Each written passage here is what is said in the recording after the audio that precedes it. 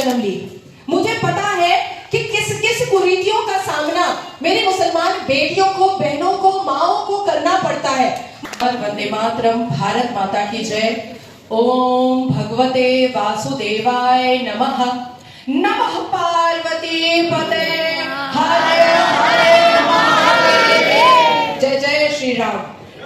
मंच पर उपस्थित सभी मुझसे बड़े और सबसे ज्यादा स्पेशल आभारी मैं अंबिका माँ जी की, क्योंकि नया नया कदम मैंने दिल्ली में रखा है और जिस हिसाब से वो मुझे सहयोग कर रही हैं, जिस हिसाब से माँ की तरह के साथ मुझे दिल्ली में बसाने का काम कर रही हैं, मुझे अपनी जिस कोख से मैं पैदा हुई हूँ उस माँ की कमी मुझे नहीं महसूस हो रही है, क्योंकि अंबिका माँ इस तरह से अपना आशीर्वाद मेरे सिर पर रखी है। बहुत बहुत आभारी अंबिका माँ जी, सच में।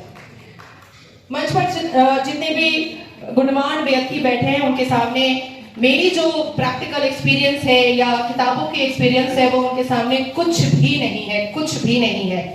हाँ, ये जरूर है कि सत्य को सत्य बोलने की आदत बहुत ज्यादा है मुझे, और झूठ का हिजाब खोलने की आदत बहुत ज्यादा है मुझे, और जिसकी वजह से कई बार FIR भी होता है, कई बार जेल के लॉकअप भी देख चुकी हूँ, बहुत सी ऐसी चीजों का सामना करना पड़ता है। जिस मंच पर अभी मैं खड़ी हूँ, वेद, सनातन, संस्कृति, सभ्यता, यही तो है हिंदुत्व, और यही तो है हिंदुत्व की पहचान। पर क्या ये पहचान हम आगे लेकर के चल रहे हैं? क्या इस पहचान को हम आगे बढ़ा रहे हैं? क्या सनातनी बेटियां और सनातनी पुरुष अपने आप में ये गौरव फील करते हैं, ये गौरव महसूस करते हैं कि वो एक सनातन घर में जन्म लिए हैं? मैं मुसलमान घर में जन्म ली। मुझे पता है कि किस किस कुरीतियों का सामना मेरी मुसलमान बेटियों को, बहनों को, माओं को करना पड़ता है।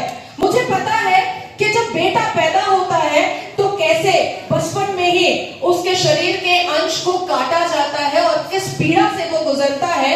और यही वजह थी कि मैंने अपने बेटे का खतना सर्कमसेशन नहीं कराया, क्योंकि इस पीड़ा की जरूरत नहीं थी, और एक माँ होने के नाते मैं वो पीड़ा उसको देना नहीं चाहती थी। मैं कहना चाहूंगी, जितने भी सनातन पुरुष यहाँ बैठे हैं, बच्चे यहाँ बैठे हैं और सनातनी बेटियां यहाँ बैठी हैं, छोटी छोटी सी चीज है आपके सनातन धर्म में जिसमें बहुत बहुत मान्यता है। जब बेटी अपने मायके से विदा होती है, रुखसती होती है उसकी, तो अनाज पीछे फेंक कर जाती है। ये कहती है कि मैं जा रही हूं, तुम्हारे घर की लक्ष्मी हूं, लेकिन मैं तुम्हारे घर की लक्ष्मी तुमको वापस करके देकर जा रही हूं। और जब अपने ससुराल में वो कदम रखती है तो वो एक कलश में अनाज को भीतर की तरफ डालती है और कहती है कि मैं बहू के स्वरूप तुम्हारे घर में लक्ष्मी बनकर आई हूं और तुम्हारे घर में लक्ष्मी बनकर के रहूंगी।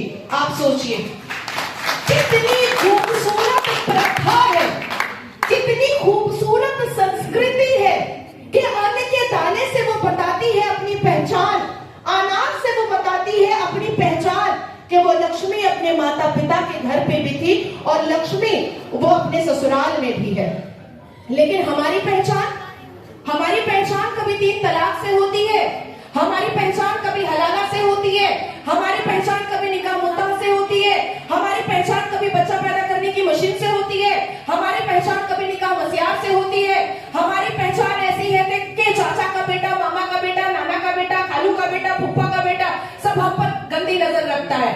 और आज इस तमाम हिंदुओं के बीच में एक मुसलमान बेटी सुरक्षित है कि हर कोई नजरें झुकाकर और शीश झुका करके मुझे नमन कर रहा है, मुझे सम्मान दे रहा है। और अपनी एक बेटी को आप मुसलमान एरिया में भेजिए, या तो कटकर मिलेगी, या तो पिटकर मिलेगी, और या तो भी आएगी, और या तो फिर बच्चा पैदा करने की मशीन बनकर एक कोने में पड़ी मिलेगी।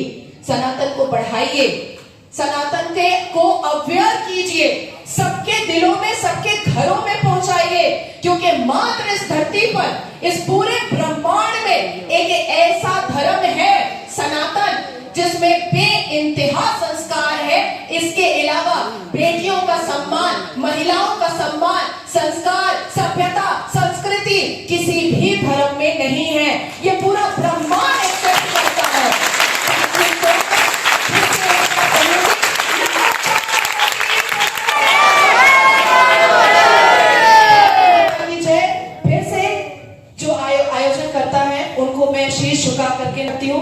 भाई, thank you so much. After long time I met with you. सबको मैं नमस्कार करती हूँ, जो सामने बैठे हैं उनके भी मुझे जरूरत है। लास्ट में ये जरूर कहूंगी, क्योंकि इन कुरीतियों कथाओं से मैं अपने आने वाले संतान को मैं परेशान नहीं करना चाहती थी, इसलिए मैंने एक हिंदू ब्राह्मण से शादी करने का फैसला लिया, ताकि मेरे आने वाली संतान सबक रहे, संस्कारी रहे, संस्कार वाली रहे। Thank you so much.